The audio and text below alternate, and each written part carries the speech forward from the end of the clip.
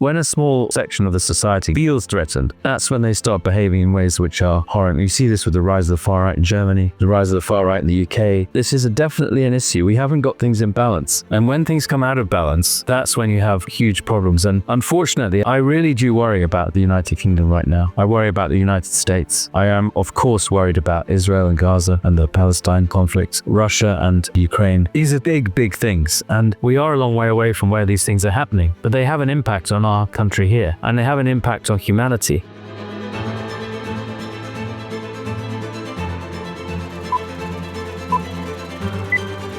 Thanks for coming in to the pod. We met last week. Yeah. And here we are. Oh, fantastic. Yeah, great. Well, Slice, how are you here, Richard? Yeah, it's good to be here. You sat in the seat last week. Oh, so I think this is Av's chair, actually. Yeah, otherwise here and here, but at some point, if the person that's coming to see us jumps the gun and sits there, if you don't mind, it's fine. We're all good. How do we both do that? No, I feel bad about it. It's fine. So it's good for Ab to mix it up a bit every now and again, have a different perspective. It's always good in life to have a different perspective. Well, I definitely think I have a different perspective of this. So I've been in Brazil for the last 9 years. Yeah, so I only recently come to New Zealand, and it is very different. And I hope we explore that a little bit when we're chatting, because it's quite interesting to come from a different culture, a different continent, and then land in New Zealand and just try to figure out how things happen here. And it is different. It's very definitely different. And I think, Charlie, you came from the UK originally. I know I sound British, but I spent most of my life in Latin America, so I've come from a different perspective altogether, really. Great place, Brazil, by the way. Yes, yeah, pretty cool. I'm a dedicated jiu-jitsu practitioner. I know you are, yeah, I realize that. So I'm quite keen to be your friend rather than your enemy. I don't want to upset you, because jiu-jitsu guys can be pretty fearsome. But jiu-jitsu is a huge thing in Brazil. Massive, yeah. And they're amazing at it as well. They're good at it. They are, so they're the best. Yeah, they are. So, I actually, a lot of the best Brazilian guys are in the US. Yeah, and some new people here as well. Totally. My coach is, I think, the highest ranked black belt in the continent. Well, perhaps. He's from Brazil. Yeah.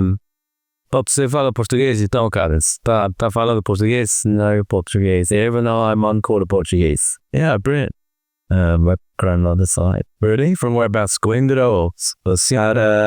Silver Coast. Algarve? Yeah. Augusta. I've never been there. It's a brilliant place. I used to buy a place there. And then 6 months there, 6 months here. Well, that would be pretty amazing. I'll be able to give you some good tips, Joe. Good. So I've been to Portugal 54 times. Oh, wow. Yeah. And before I moved to Brazil to work, I lived in Portugal. So I was developing a renewable energy project in a place called Sines, which is exactly 100 kilometers south of Lisbon. So you should land in Lisbon from London, pick up a car, a rental car, and you could set the odometer for 100 kilometers. And you literally, it wasn't 99 kilometers. It wasn't even 101. It was exactly 100 kilometers. We were building a biodiesel refinery using bean oil from Brazil. That was the idea. Very ambitious project. Great fun. 5 years of my life. And really interesting. I was working for a Portuguese entrepreneur there. And we raised debt from a German Landesbanken, from Norddeutsche Landesbanken. We raised equity from Standard Bank, South Africa. It's a really cool project. Feedstock from Brazil with the bean oil. The technology was German, from Ludgale in Germany. The investors were Portuguese, South African, and British. The debt funding came from a German Landesbank and the equity from a South African bank. So it's pretty cool. Very international. Yeah. Yeah, pretty interesting. Not quite relevant for the tech space, but many of the same principles apply. When you're looking for a good project or a good opportunity, you've got to put the right people together and totally. And yeah. I was going to ask, what made you choose that to get on board with? With the renewable energy. Well, I was a headhunter for before that, and I was doing a lot of headhunting, and one of my clients came to me with an opportunity to find somebody to do this specific job. And I put my hand up and said, actually, do you need somebody who can speak Portuguese and who's got a lot of international experience? And I developed a project in the Dominican Republic. I'd lived in Santo Domingo for 6 months doing an IPP project when I was based in Houston. And so I thought, well, why not? It's like I could do this. And they were looking for an origination guy to basically build the project from scratch. And I like doing things like that. I like starting things that nobody else has had the courage to try. And I've got a good engine. I'm not sure it's V8 anymore. Probably got a V6 engine now. And it's probably diesel, not petrol. But, I've got a pretty solid engine and I like working hard. And I've got a very curious mind. So I'm curious about things. And that's really what brings us, what brought us together. Because I'm now working with Voluntas. Yes. Voluntas is a fantastic company, and it's going to do really, really well. And I've got no doubt we're going to be successful. And the reason I think that is, I have a lot of confidence in the founders and in the philosophy behind the startup. And I'm just going to do my best to help, which I think is an important way to wealth, by the way. Always try to be helpful. Yeah. As you don't know when or how your talents might be useful. But I think if you put yourself out there, you've got a much better chance of making yourself useful. And I don't know whether you guys agree, but I think it's becoming harder and harder for people to find their little niche because the world is becoming complex. Yes. There's a lot of disruption going on. I mean, you guys are disrupting personal finance. You guys are disrupting all sorts of things. Yes, you could argue that Potentia was disrupted to the human capital market here in the way that it started. And so there's a lot of disruption going on. And the only way to survive and to thrive in that environment is to be able to adapt. It is a bit Darwinian, that theory. I mean, it is a bit sort of survival of the fittest and adapt or die sort of thing. But I also think it's very encouraging and very invigorating to be in a world where everything is changing and relationships are constantly evolving. And I think all of us are quite concerned about what's going on in the wider world. Yeah. It is a bit scary, but I don't think we should be scared. Okay. So I don't believe in fear. In fact, I think the fear is actually kind of sinful. Sinful? Yeah. Why be afraid? Do not be afraid. Don't have any fear. Fear doesn't do anybody any good. Sure. And if you think about fear and what fear does to people, it stops them from performing. It stops them from taking risk. It stops them from doing good things. It stops them from seeking to understand other people. It creates conflict. Fear is not a good thing. Do you think that if we take away fear, that we also take away bravery? Because I think that, you can't be brave unless there's a little bit of fear involved. Well, I would argue that, to be brave, you've got to be, if you're called to be brave, you're called to make a stand. Yes. You're called to stand for something. And the problem is that right now in the world, we've got too much. There's a cancel culture. Yeah. So if you stand for something that people don't think is cool or trendy, they suddenly say to you, well, we need to cancel you because you're not saying what we want you to say. And, I don't want to be controversial, that there's a big problem with that in America right now, is that people are very quick to judge and people are very quick to make decisions about people based upon their human failings. But actually, change is necessary. In fact, I think change is necessary everywhere, including in the business that you're in, Charlie, with Acuity. I think, the change that you're seeking to bring to the way in which people manage their personal wealth and money is essential. Yeah. But I'm going through this myself. I have to move my centre of gravity from Brazil in the UK to New Zealand. There's all sorts of things that need to happen. Yeah. An administration like that. It is. And the first thing that people say to you is, well, I'll do this for you, but it's going to cost you 5% of the value of whatever it is you spent 30 years saving up for. Yeah. Which strikes me as being an exorbitant amount for doing something administrative. Yeah, for sure. I mean, so I had a meeting about this yesterday, right? And so it is must be a different way. Well, I think there is, yeah. I mean, it's actually one of the things I want to talk to you guys about, because I think that Voluntas and Medition and your ecosystem that you're building, I think that the ecosystem that Jason and Darren and Camille and the team want to develop, I think there's a lot of synergy between what we're thinking of doing and what you are doing. So I think there's value in bringing that together. Have I answered your question on bravery and fear? Yeah, you did. So I make sure, yeah. Because, so I don't believe in fear. I think fear is a wrong thing. And I think, we mustn't allow our children to feel fear. I think we have to teach them responsibility. Yeah. And we have to keep them safe. But I'm into intentional fragility. Okay. Which I think is an interesting thing, where it's important to be vulnerable, and it's important to put yourself into positions where you don't feel safe to a degree. I would say that the best way of describing it is, I think it's important to put yourself into places where you feel discombobulated and you feel, you don't have the answers. Right. I think it's important to be able to change. And if it doesn't challenge you, it doesn't change you. So Do you think your mindset around all of that has helped you build your wealth? yeah, but I mean, I think that I know that your podcast is called Ways to Wealth, right? And so I think the key thing for me is how you define wealth. And I'm kind of on the same wavelength as Jason, who is the founder of Voluntas. And I believe that wealth is a series of different things. It's not just money. It's not just the material. I think it's partly spiritual. And I will definitely want to live my life in 3 dimensions, not just in 2, not just the physical and the emotional, but I want there to be a spiritual dimension to my life and the things that I do and the legacy that I leave for my wife and my children. So yeah, I think putting yourself into places where you feel uncomfortable rather than unsafe. No, okay. Because having come from the oil and gas industry and the shipping industry, which is what I've been doing for the last nearly 10 years, there's some great things I learned in that time.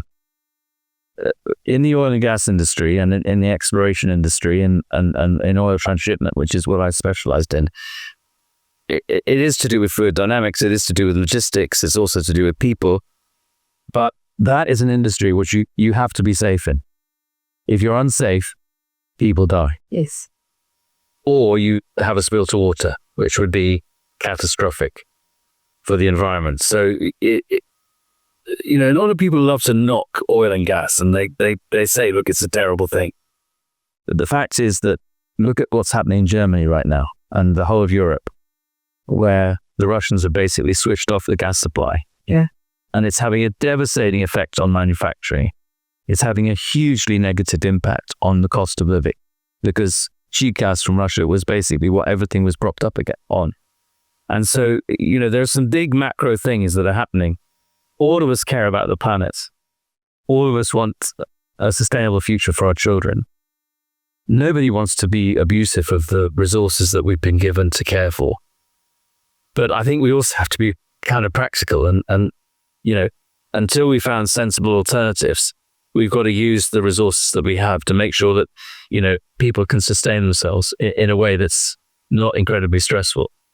One of the things I think that's happening right now in the world is that there's an enormous amount of people who are feeling anxious. There's a lot of anxiety. There's a lot of angst in the system. Yeah. And this is something that we as parents have got to be really careful of protecting our children from feeling anxious, because most adults are feeling anxious about things, the capacity to provide, the capacity to procure energy at sensible cost, the capacity to live peaceably with one another. I mean, there's big things that we're dealing with right now. And I think a lot of us are getting disenfranchised, and none of us really believe in the politicians anymore, because many of them have turned out to be hypocrites. And there's nothing that young people hate more than hypocrisy. Yeah. They just hate it. They should be elbow guys. Yeah, and it's also, we have an obligation to, I mean, you guys in New Zealand love your rugby, and I love rugby. I think it's an amazing sport. But one of the things I've learned about the way the All Blacks play their rugby is that they care for the pill. They call it the pill that you use it. Let's care for the pill. Let's care for it. And they care for it and they move it forward. And I think that's what we all have to do. But whatever it is that we've been given, the talents that we've been given, the opportunities that we've been given, I think we need to really look after the ball and be able to pass it to the next generation in a way that they can dot it down to score 5 points and maybe make it 7, put the ball through the post. But I think I certainly feel an obligation to leave a legacy and to leave things better than I found them. And that's a big motivation for me. Okay. As it is, I think, for Voluntas and for that whole ecosystem that we're building. It's, I know it says, we say impact reimagined, but we want to impact the most number of people that we can in the most possible way we can. And we want to do that by elevating founders like you, Charlie, and Ab, and the other people in your ecosystem. We want to do that in a way that their interests are protected so that they can leave a legacy, so that the value that they've created can be realized to do good things. What was it that made you choose New Zealand to come to? So My wife had a hand in that. okay, but you're in New Zealand, working with Voluntas, helping New Zealanders and the people who decide to live in New Zealand, supporting them to, take their businesses forward. Yeah. How do you get there from Brazil? Oh, it's about 3 plane rides. And that's the trite answer, right? Obviously, that's the flippant answer. But no, the real reason is that I married Catherine is from New Zealand. She's from Taranaki, from the Naki. And she loves her country. And we haven't lived in New Zealand together as a family since we got married. We spent the first 7 or 8 years of our married life in London. And then we moved to Rio. We lived in the Cidade Maravilhosa, and we lived in the beautiful place, and that's where we brought up our boys, and they really didn't know anything else other than they started their lives in the UK, but then we moved them to Brazil and they were still very little. Noah was about 20 months and Marco was about 3.5. So they were little boys when we took them, and they've come to New Zealand. They're in year 7, year 9, so they're middle school boys, and in some ways, I wish I'd come sooner, because this is very definitely a great place to have children. But I'm actually very pleased that we managed to give them an exposure to Latin America, to Brazil. I love Brazilians. I love the culture. They're incredibly warm people. You're a jiu-jitsu guy. I mean, you know how warm the Brazilians are. Yeah, and it's genuine, by the way. It's quite difficult to meet a disingenuous Brazilian. They're not wired like that. Yeah. Sure. And they love children. They've got loads of energy. They've got huge amounts of compassion. They're incredibly emotionally intelligent. I mean, I actually think the Brazilians are probably the most emotionally intelligent people on the planet. They're incredibly perceptive, very sensitive. And I love the fact that they can cry when they're sad, that they laugh when they're happy, they dance when they want to celebrate. And they're just warm people. And I want to bring that warmth and that sort of joie de vivre, that zest for life. I want to bring that with me to New Zealand. Because I do think they could do a bit of kind of just like doing it. Yes. I like hugging. I'm a big hugger, and I just think a good hug is, given in a non-threatening way,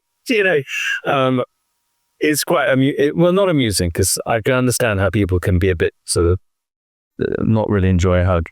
But I mean, a hug is a pretty harmless thing. Brazilians hug each other all the time.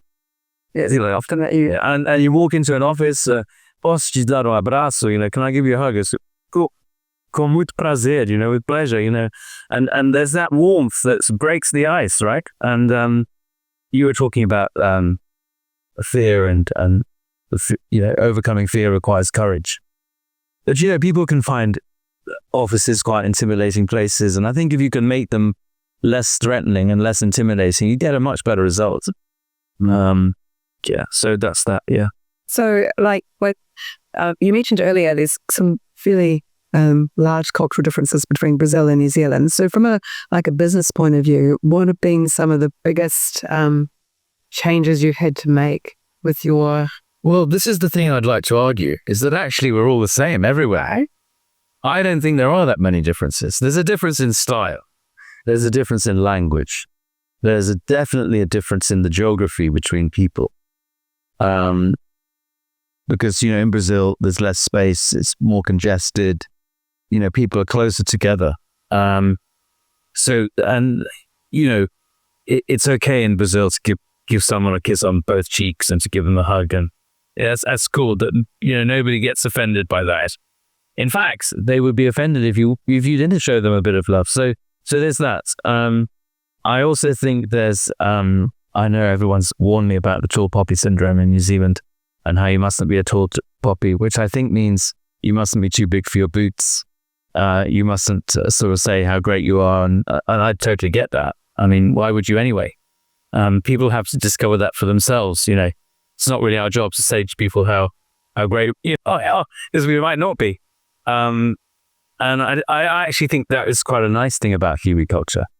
I like the fact that it's understated, and I like the fact that when someone says, be there at 1 o'clock, it means 1 o'clock. In Brazil, it doesn't mean that, but if you get invited to a party in Brazil and it's 7:30, don't arrive at 7:30.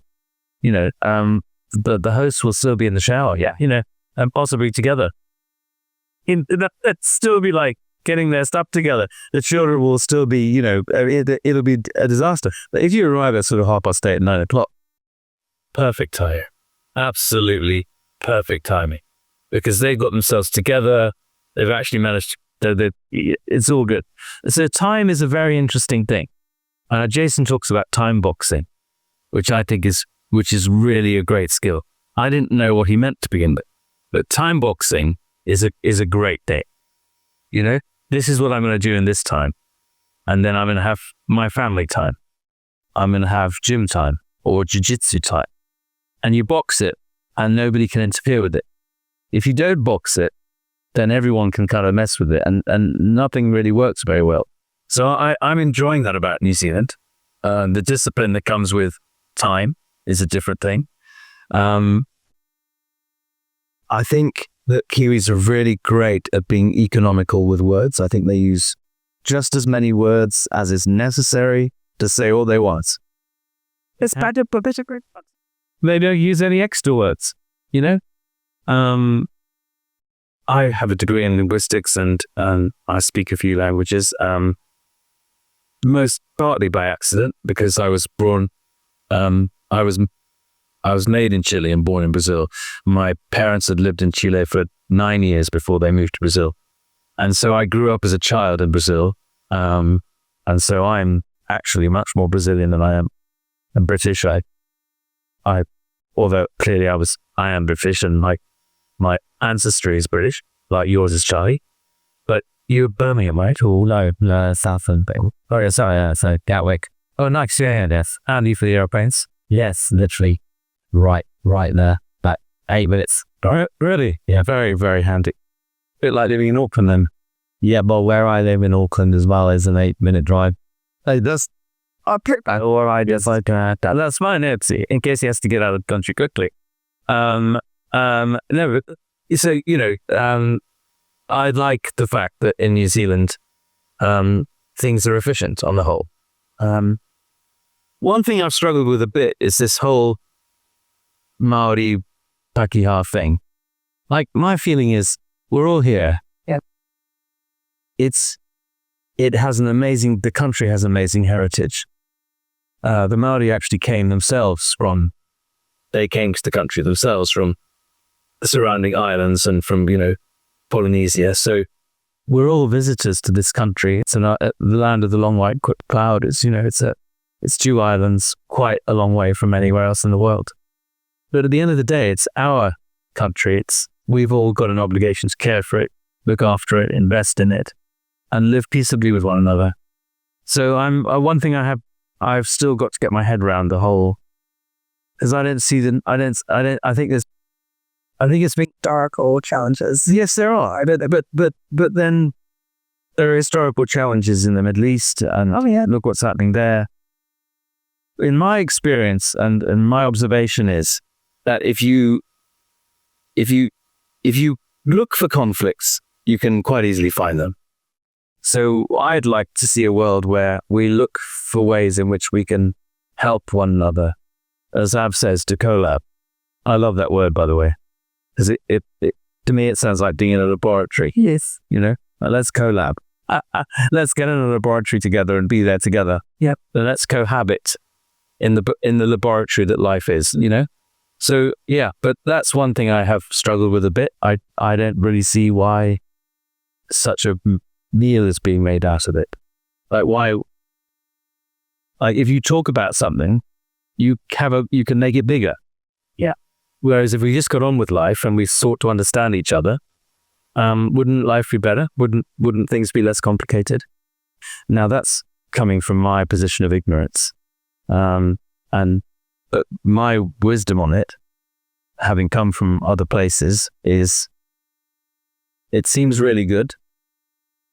And then you get into that conversation and everybody gets tense. Yes. As in fact you did. Yeah, I saw you. I saw you getting tense. Yes. Yeah. I saw you getting tense about it, which suggests to me that it's something that isn't helping you guys. You know, you've got to kind of let it go.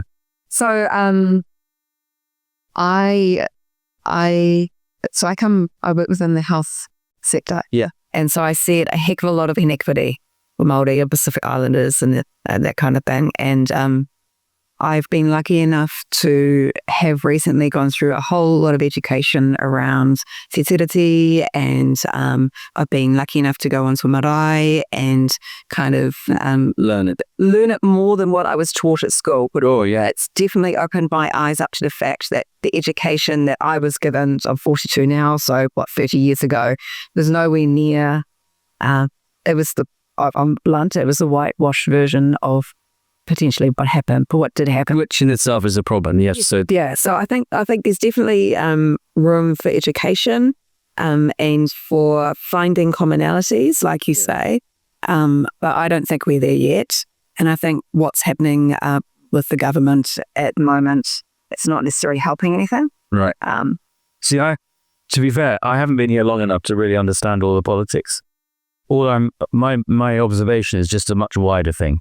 It's like, because there are some major conflicts right now. Yeah. Russia, Ukraine, Israel, the Gaza Strip, Israel, Palestine, Iran, Israel, there's loads of conflicts out there.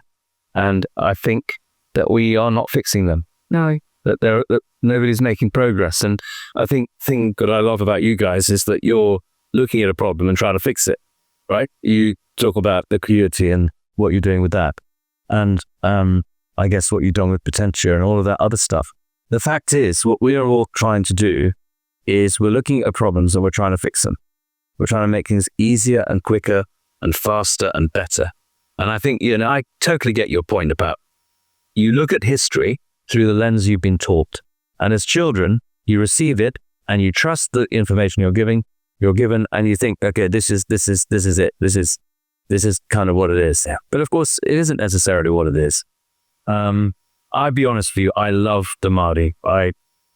And they're generally quite physically powerful people. So I definitely don't want to create any conflict. I just I went on my honeymoon to the Cook Islands. Oh, yeah. Partly because I wanted to look really good on the beach. And I made a really bad mistake because as soon as I got there, it wasn't that just they were big, but they were also beautiful as well. They were really good looking. So I remember we went out on a boat a couple of days into my honeymoon. And my picture was, romantic trip out to Aotaki, be good. And the skipper of the boat that we went out on was the King's grandson. And he was wearing a sarong. Yeah. I just thought, all right, this is good. And of course, my wife found him much more beguiling and interesting. And oh no, it's quite funny actually. And I just thought, but there's quite a funny story about having, because I'm not, I don't look like Daniel Carter or one of these, in-up All Blacks. But anyway, I went to the Cook Islands for my honeymoon, and I thought, well, I'll go somewhere where I'll put my togs on and I'll look quite good walking down the beach. Unless the camera son, that's beautiful guy in a sarong, with just totally jacked. I think that's the expression. Yeah, that's the word. Yeah, we're pretty jacked. Yeah. Well, the other thing I love about New Zealand is the language I'm learning from my children. I do art school in Auckland, and I watched my youngest son do a little haka for a member of the staff that was Māori that was leaving. Yeah. And an amazing teacher. And out of respect for him, they all did a little haka. It was very cool, actually. It was very cool. And I love singing, or trying to sing the anthem in Māori. Yes. So I like doing that.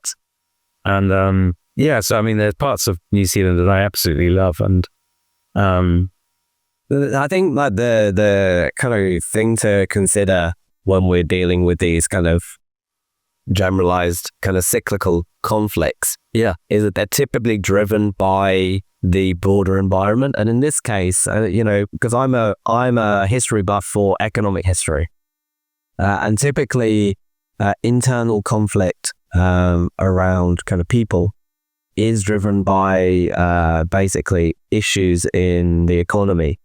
Yeah, that's what happens when things get accentuated even more so. And then disintegrate. Yes, because no one's happy. Right. And everyone's anxious. Yeah.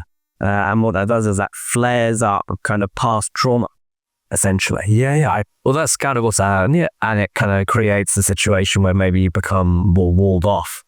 And I think that as an individual, it's really great to actually, if you knew that, because actually, like, knowing is often knowledge is power, right? So knowing that things are tough economically and societally now due to the prior decisions that we've made economically, and things out of our control, of course, then, it can make you feel a little bit less like it's the way it is and that's the way it has to be because everyone's pissed off at each other. And, and knowing that during kind of more difficult times, you're going to have more conflict, and it's okay that, like, it's not okay, but it is okay to have cyclical kind of conflicts, because one, there is more chance of a resolution, and two, it is the way it works. You think we should be able to learn though? Like, I mean, it's human nature. Yeah, it's human nature. So it's consistent throughout economic history. So when you look at rise and falls of empires, they all have this cyclical situation, and an empire ultimately ends by implosion from within. And what is within an empire? It's people, and it's relationships. I think one of the issues, Charlie, is complacency, when any sort of society gets really comfortable, or everyone seems to have what they need, then there is a sort of complacency that sets in, and everyone goes, well, I've got everything I need, I don't need anything else. And you see this happening quite a bit, I think, in the UK. I think the UK was a country that had got to a place where everyone was reasonably comfortable, and then what happens is people stop investing as much energy in moving things forward. And of course, you're right about the empire thing. If you notice today, if you look at the UK, it's a prime example of an empire that has faded and now has an identity crisis. 100%. But then the other thing that's happening there is that they have not been able to manage immigration, and that's been completely unbridled at the moment. And it is very discombobulating and disconcerting for people who've been there. I'm not saying it's right, but they are feeling threatened. And so when a small or section of society feels threatened, that's when they start behaving in ways which are, abhorrent. You see this with the rise of the far right in Germany, the rise of the far right in the UK. This is an issue. This is definitely an issue. We haven't got things in balance. And when things come out of balance, that's when you have huge problems. And unfortunately, I really do worry about the United Kingdom right now. I worry about the United States. I am, of course, worried about Israel and Gaza and the Palestine conflict, Russia and Ukraine. These are big, big things. And we are a long way away from where these things are happening. but they have an impact on our country here, and they have an impact on humanity. And as fellow human beings, we're sentient creatures. We can't help but not be affected by those things. So, But especially now that we are forced to see it. Well, that's So we need social media. yeah. You kind of We're not forced to, should I say. We are shown more. okay, so here's an idea. I think that there's a huge need, and maybe I've just not come across it yet, but I think there would be amazing to produce some technology, which helps protect our children and even adults from this dopamine fixing, hitting thing that is the internet, because everybody's on it. And when my children wake up in the morning, their alarms go off at 6:45 or whatever it is, and the first thing they'll do is they'll reach for their iPads, and if you withdraw that, if you take it away, You can see the change in behavior, right? 100%, and it's because it's a drug. Yeah. And so you're a smart guy, Charlie. You're working in amazing things. Well, no, you are a smart guy, and you don't be self-deprecating about it, because that's very English. Just acknowledge that you have a gift for starting things up and creating new things. And I think what we now need to be is really intentional about understanding what this thing is that is affecting everybody's capacity to relate to one another. Because the concern that I have for our children is that they're growing into a world where many of them are finding it difficult to relate to each other, because they're finding it easier to relate to the thing that's in their palm of the palms of their hand. It's a huge problem. And actually, somehow we've got to stop it. And I do think we need to call these massive companies, this Google's going to be split up. I think Google's going to be split up into 3. That's going to come, I think, fairly soon. But the point is, these massive companies, Facebook as well, the Meta group, I don't want to criticize Meta too much, because I'm so grateful for WhatsApp. Right. WhatsApp's actually been transformational for me, because I communicate with Brazil, with the UK, with Spain, with Portugal. I mean, my sort of network is very international. Is very international, just because I've lived internationally, and our children have got friends in different places. And if we didn't have WhatsApp, I don't think we'd be able to afford to speak to them all the time. Can you imagine if it was all done through telephone? I remember when I was here, I would speak to my grandmother, because I came here for a year when I was 15. Yeah. Went to Auckland Grammar for a year. Yeah. Which was a transform, because and you'll have experienced this yourself, and you would have actually benefited from it, from moving country, because there's no better catalyst for reimagining your life and transforming yourself as changing geographical location. Of course, yeah. And one of those key periods of time was when I changed to a school out here, which was very different to a public kind of school in the UK, which was a bit rough around the edges. Auckland Grammar to your average kind of school in Crawley, right, or near Crawley, or it's Hayward Heath I went to. There were the differences were obviously immense, and how you would treat your teachers, how you would relate to each other, the closeness, and the kind of always traditions that were kind of innate. In the society. I'll share something maybe that's interesting. So I parked in the Customs Street car park in the PwC building before walking over here, and I don't think I heard a word of English spoken. Yeah. And I'm in Auckland, and I confess that I did not expect Auckland to be so multicultural. It is multicultural, but it's also very Chinese. It's Mandarin is being spoken everywhere, and that I found slightly discombobulating. I wasn't expecting it, and I found it very challenging actually, because it wasn't. I had formed a view of what it was going to be like, and it hasn't been anything like what I expected. Expectations are the root of most disappointment. Right, sure. It's a line. Sure. Well, that's a huge thing, isn't it? Because maybe this is an interesting thing to talk about as well, is that, obviously you're attached to Potentia, which is a recruitment business. Ab is. I'm a friend of Potentia, but not connected in any other way. Fair enough. But the point is, it's in the human capital market, right? Yes.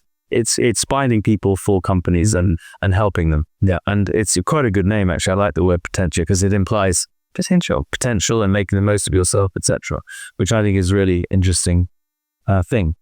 But what's really intriguing to me is and I'm passionate about this actually, because when I left university, I went to a university in Scotland called St Andrews, University of St Andrews, and I read for a degree in Spanish linguistics, and I did some theology and some management science and I did lots of things, because you can in Scotland. It takes you a while to get through the degree process and until you actually end up with your honours degree.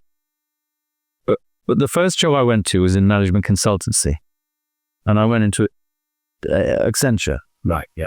And I was programming computers after I'd read for my degree and what I found interesting was this was definitely not what I should be doing. Right? Yeah. The point I'm trying to make is, what I think we have a challenge, especially now, is that we have to figure out, okay, what is it that somebody's amazing at, and get them doing that. Because the way that, I don't know if this was the same for you, but when I was going through my career, there was an obsession with the companies that I worked for. If they found a weakness, they'd try to make it a strength. And we're not made like that. No. Can't. And so what they would do is they say, oh no, you're not very good at that, so let's get you doing that. Yeah. And then when you went through your assessments and everything, and they said, oh, you're exceptional at this, you're really good at that. Fantastic. But you know what? To make you a rounded person, you need to be amazing at this. And I just found it so honestly, is that really what you want me to do? So, I mean, I left consulting and went off to be a sugar trader in New York. I went for a completely different thing. And I lived in America for 6 years and had an amazing time and just really, really, really enjoyed it. But the reason I left my management consultancy business was because they wanted to be amazing at Fox Pro. Is that right? A language, COBOL? Okay. A language? Yeah, COBOL. Is C++ a language? Yeah. Right. So the languages I was being asked to speak was C, or communicating, yeah. C++, COBOL. Is there something called Fox Pro? I can't remember. But I remember C++ and COBOL were the things that I had to code in, and we had to do things. And I was a fluent speaker of Spanish because I read Spanish for my degree. I'd got a scholarship to spend a year in Spain. I spoke fluent Portuguese because I grew up in Brazil. And I have, I'm a citizen of Brazil as well. And so I was thinking, well, I'm going to go to, I spoke French too. So I thought, well, I'm going to go to Paris, I'm going to go to Madrid, I'm going to go to Lisbon, I'm going to have a really international life, I'm going to play to all of my strengths. Yeah. And I just couldn't get it. That's it though, I think. Back to my career and what I'm doing now, which I love doing, which is health coaching. You take facets of, and you learn lessons as you go through. If you don't go through that learning process, you may not get to that same kind of conclusion.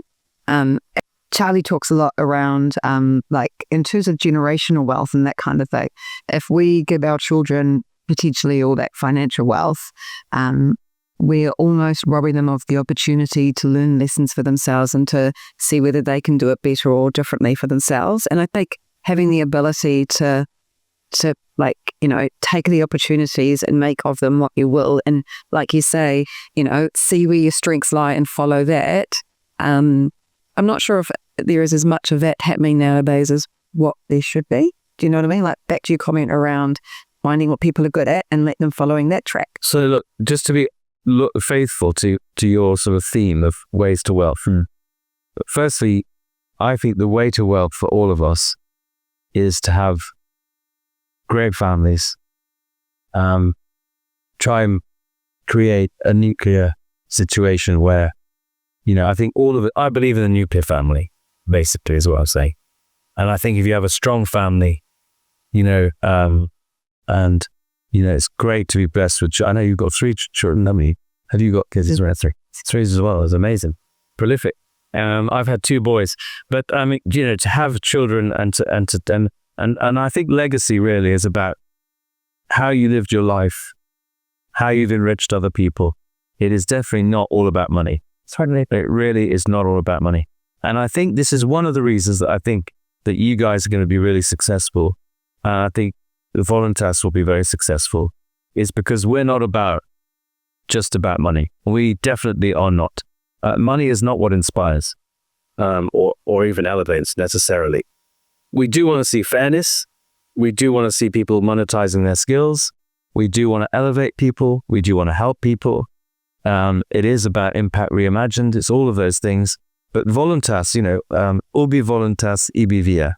which is Latin for where there's a will, there's a way. Okay. And boa vontade in Portuguese means goodwill. And I think you could encapsulate everything that we're doing in our ecosystem. It's all about generating boa vontade by helping founders to find better routes to market, or raising capital, or successfully selling their businesses in a way that is fair and equitable. Because that old model where people come in and give you advice and take a huge chunk of it, it's old hat. It doesn't really work. And especially when you think the founders themselves, they want a decent exit so they could do good things with what they've managed to build. Yeah, I end up talking about this all the time. But what Buffett did was he was a great deal maker, which is, in other words, created a lot of goodwill. Right? Yeah, he created a lot of wealth for other people, yeah. But he created goodwill by acting in a specific way, I guess, over a long period of time, consistently.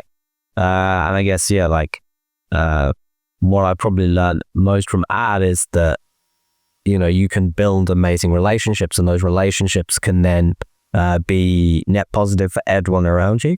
Yeah. And those relationships are like a huge facet of wealth, and a huge option for you to rely on, and that goes beyond money, but it actually generates, IOUs. In a sense, it does generate the access to capital. Well, I'm a follower of Warren Buffett as well, and I think that he's done an incredible job. But I think one of the reasons he's been as successful as he has been is because he's very humble. He has great humility. People make a lot of the fact that he's lived in the same house, and he's always driven the same Lincoln Town car, and he likes some McDonald's for lunch. What's not to like about him? He's somebody that's very easy to admire. And the other thing that I admire about him is he's technically incredibly able. He's extremely good at analyzing value, looking at the fundamentals of a business and saying, actually, I'm going to back those people. And to be fair, that's what Jason has that as well. Jason has this incredible ability for making good decisions about people, and also understanding what their potential could be. So he sees that a person and then says, I want to elevate you. I want to help you to grow by giving you access to capital and giving you access to other people who can actually help you get to where you want to be. Because the other thing I've learned about my life journey so far is that you can never do things in isolation. No. You might think you can, but you really can't. And it would be incredibly unfair if everyone could do everything. It'd be incredibly dull. I mean, it'd be very boring if I knew how to be a health coach. I need coaching, by the way, as is fairly obvious. So I think, Warren Buffett, to answer your question or to respond to your observation, I follow him and I'm interested in him because of the way in which he's managed to stay so humble. And of course, now look at his recent decisions. He's offloaded, I think, $10 billion of stock in the Bank of America. Well, yeah, he's gone from being probably 13% at one point. I don't know the exact number, but it was above the 10% reporting threshold. Yeah. He's now below that. Yeah. So now we don't know. No, we don't know until he reports his quarterly filings how much he has. Yeah, yeah. And that is an interesting dynamic. Yeah, but the other interesting thing about it is that I think is it $100 billion dollars he's got in cash? I mean, he is about $230 to $260 billion in cash. Well, so to me, that is what I think is really interesting about him right now, because he offloaded some Apple stock as well. Yeah, he's cut his Apple position, I think, in half. Right. So to me, I would say that's a big indicator of what he thinks might happen next. I think he's a person of enormous insight. And of course, the other really attractive thing about him is his relationship with Charlie Munger. Yeah. And how he loved him so much and how they had totally complementary skills. They helped each other. And I love the fact I've never been to an annual meeting, but when you go there, he's drinking his Coke and he goes and checks out the mattress. He probably arranges all the travel for everybody on NetJets. And he basically supports all of his businesses and he advertises. It's just brilliant. I think he's just absolutely brilliant. And maybe you and Av are the next Charlie Munger and Worry about which one? I guess which one's weird. I mean, I try to learn more from Charlie Munger than I have from Warren, just because of the lessons he taught. Yeah, I guess broadly, the way he looked at the world. And he didn't go as deep as Warren. He was quite broad. But yeah, I mean, Charlie Munger's a bit of a hero of mine, not because we share a name, it's just a coincidence.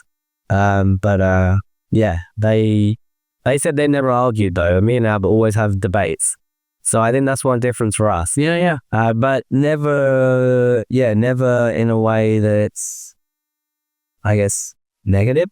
Yeah. And debate without it being an issue. Yeah. But yeah, I mean, that's our goal, right? Yeah. And not necessarily to be the next them. True. But I think what they have achieved and the fact that, it's all about relationships compound, right? So if I work with someone or I'm married for, X amount of years, that is X amount of years of that relationship compounding. So, the benefit they had is that they had this huge track record of compounding their relationship, which turned into an immense amount of kind of trust, goodwill, closeness, connectivity to each other. So just to sort of, in terms of my ways to wealth, right? So I think that it's not even a secret. I think that I consider myself to be a very wealthy person, but I'm not wealthy in money, and not in juxtaposed with those two. Yeah, definitely not. Yeah. But the point is, I feel very rich. I'm called rich, and I'm rich by name and rich by nature. I feel blessed by the wife that I was lucky enough to marry. I feel blessed by the boys that I have. I feel blessed by the country I live in. I feel blessed by the All Blacks. I feel blessed by the Maori. I feel blessed by the scenery, by the different shades of green in New Zealand. I think that if you want to understand the color green, come to New Zealand. Like, I have never seen, that's a cool jersey, by the way. That's a nice color green. Is that olive green, or it's probably, it's a cool color. But it's very trendy, actually, the green at the moment, I think. I'm more of a blue person, but green is a great color. And when you look at the trees and you look at the totara and the kauri and all of these great things and the manuka, mispronounce. Did you say manuka honey? You should. It's a manuka honey. It's like you got to do an extra kind of little. You got to kind of do a wiggle at the beginning. You got to do a little dance with the first couple of. You say it's manuka, and so I've got some manuka little saplings growing in my little garden, and I want to grow. I'd love to be an apurist. I'd love to make honey. If ever I make some money, I'll make some honey. Yeah, and I'm gonna call it Hooper's Honey after my wife, because my wife's maiden name is Hooper, and her grandfather had a honey business, and that's one of the things I'd like to do. You can do that. Yeah, it's not that hard. You can start now. I'm gonna try. Look. To be honest with you, but in the industry that I've just come from, we always talked about WIPs, works in progress. Yeah. And I sort of got that above my laptop, because I consider myself to be very much work in progress. Our projects are WIPs. We're all works in progress, and I guess my hope is that I am ambitious. I want to do well, and I want to make a contribution to this country. I don't know quite what it's going to be, but I want to have an impact. I don't want to just come to New Zealand at my age and just kind of take it easy. To be honest with you, I want to go on a bit of a bull charge. I want to really go right. Yeah, loads of energy. Yeah. Well, so I feel reinvigorated by it. Yeah, for sure. I'm like, I haven't landed here to go, do you know what, sweet ass, bro. Let's go, bro. Let's just chill out. I've got a puppy at home. Yeah. Who definitely loves me, which is good.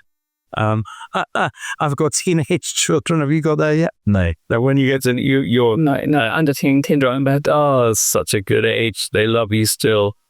They want you. They love you. Yeah, they think you're necessary. Yeah. You try getting out of the car to give them a hug. Yeah. Oh, daddy, you're so embarrassing. Like, honestly, do you have to? It's like, But yeah, I've read this brilliant book recently about the importance of just being there as a Dan, Yeah. as a bloke, It's really simple, right? But just be there. You know, you may not feel you're being particularly effective or adequate or anything, but just being there counts for something. I think being there and being present. Yeah, and being present. Yeah, you see, good point. You nailed me right there. See where you got what there? But that's the thing. Like, that's one of the things I struggle with as a mum, right? So You'll get off the phone. well, but there's that. But it's like I want to be present with my kids, but also I have got stuff to do. I have got to clean. I've got to cook. I've got to, admin. Who's got dancing when, and how am I going to get you? And I've got to make dinner, and so that's all going. But they're sitting in front of me wanting to play Monopoly Deal. Yeah. So, I don't know whether you guys agree with this, but I think ragging or just like play fighting or just okay. rough and tumble, and I think that's so important. Well, there's a lot of that going on in my house. That's pretty good. That's pretty good. I for the jiu-jitsu. Oh yeah, well, I think I'm more Kung Fu Panda. I sort of do that. I'm sort of mixture between Kung Fu Panda and a King Penguin. So slightly less threatening than you are, and you're much quicker. Well, you're more ninja than I am. Yeah, so more ninja, and they're getting into it, and I'm not forcing them into it, but play fighting is fun. And it's, And also, Jason was teaching me about boundaries, because it helps teach boundaries as well. Okay. Like, how far you can go before, and that's, well, not hurt them, but no, like, when my daughter is sometimes a bit rough, she learns that, no, that play fighting was too much. Yeah, well, Precisely. And of course, have you ever been to I'd love to go to Zambia and actually go and spend some time with like real mountain gorillas. Like, I'd obviously be careful, right? But I find them really fascinating. And so, how you see a gorilla and the way that they look at each other, and you have to defer to the silverback because he's the big guy. You can't, and so they teach you before you go in. I have actually got a relative who's done it, and he said it was just the most incredible experience of his life. Wow! Because you go in there and they have so much power, but also so much control, and they just have to look at you. That's like, and I think there's something about parenting is just to be able to look, and they know, they're smart enough to figure it out. It's like that. So I quite often ask my younger boy, I say, so how are you feeling in your heart right now, having just said that? You feeling that little tickle there, just under?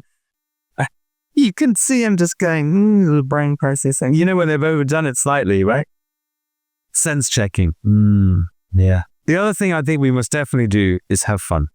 Yeah. Because I think that there's a lot of people now just getting so stressed out.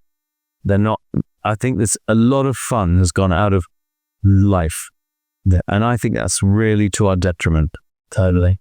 I think we've got to have fun. We've got to have fun with people. And funnily enough, I think we're much more likely to be successful if we can be genuinely ourselves. Yeah, I agree. Because I think it's so hard. Everyone's forcing you, these guys are going to these big companies. You've got to be this, you've got to be that. And I've decided I don't want that for my children, actually. I don't want them to go to a conventional company and work in a conventional thing. What's in a box? Yeah, and have you ever been into a management consultancy recently? A Bain or a McKinsey or a Ernst & Young or a Deloitte? Oh, I know we use them.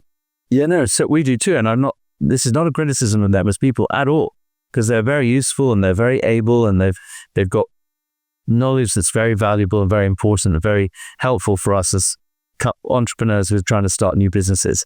But the point I'm trying to make is you can sort of tell, can't you? You go in and there's like a look, and even there's a language. I'm fascinated in language, by the way, just the way that language is used and how you can use it to do things. It's quite powerful language, because you can either build somebody up or do the opposite. Totally. Yeah, you can be with language, you can't unsay things. Yes. And you can wound someone Yeah. easily with Language. Well, I think we should, words, sticks and stones will break my bones, but words will never hurt. I think that's absolute rubbish. Yeah. It's just some rubbish. It's like, actually, I'd rather have a stick or a stone Yeah. than a damaging word. Yeah. Because it's like, boom. Yeah, for sure. I'm learning about the word dick as well. I had that in New Zealand. Oh, yeah. And everybody uses it. Yeah, it's real. Sorry. Yeah, D-I-C-K. Oh, okay. Yeah, I just misunderstood. I'm like, hey, as a, like, no, they say you're so, Insult. right, I'm insult, but Very mild. they do it, right? Yeah. Yeah. Yes. Yeah. Yes, but right way. We don't receive it like that. No, is it quite Oh, if I right, I did weight? Oh, I don't know. I was you're pretty okay, really good. Like, yeah, I mean, we were, It's a moot point, but the point I'm trying to make is you could make assumptions about how close Charlie and I as Brits would be to you as a Kiwi. Yeah. And actually, there are some very big differences in our culture. There is a difference. I mean, you think you might be close in culture, but actually quite different. And the one thing we must never lose is our sense of humor. yes. Because the Brits can be they have a good sense of humor. Yeah. Because it's a lot of self-deprecation, and it's self-deprecating, but it's also quite a lot of irony. Australia. I mean, the way they christened Keir Starmer two-tier, I think it's brilliant. It says so much. You know, a person who set himself up as being, you know, so good and so humble, and a government for the people, and for the people, by the people, and we're all going to be so good, and we're not going to take any freebies, and we're going to be whiter than white. I don't think government has had a worse start in living memory, because we all wanted a change. And so we voted for a change, hoping that things would be different. And actually, there's no real appreciable difference. Yeah. Well, that's often the way. Yeah, in large institutional kind of bodies. I would love to change politics. I really would. Just the way that it's done. And, you know, there's just been too many lies. People are lied to so much, and it's bothersome. Yeah. Because we're smart enough to figure it out. Yeah. Like when we're told lies, we do get it. It's like, you know, and, the generation that's coming up behind us, I should say behind you probably, but the generation that's coming up behind you, but up behind us, they're very awake. They're really on it. And they just don't accept a dishonest answer, which I think is fantastic. That's the way it should be, right? Yeah, but we've been taking so many lies. We've been accepting it, what we've been told. And I'm inherently positive about the future. I think it's going to be good. Yeah, I think so too. Yeah? Yeah. It's a great way to end. Yeah. Awesome.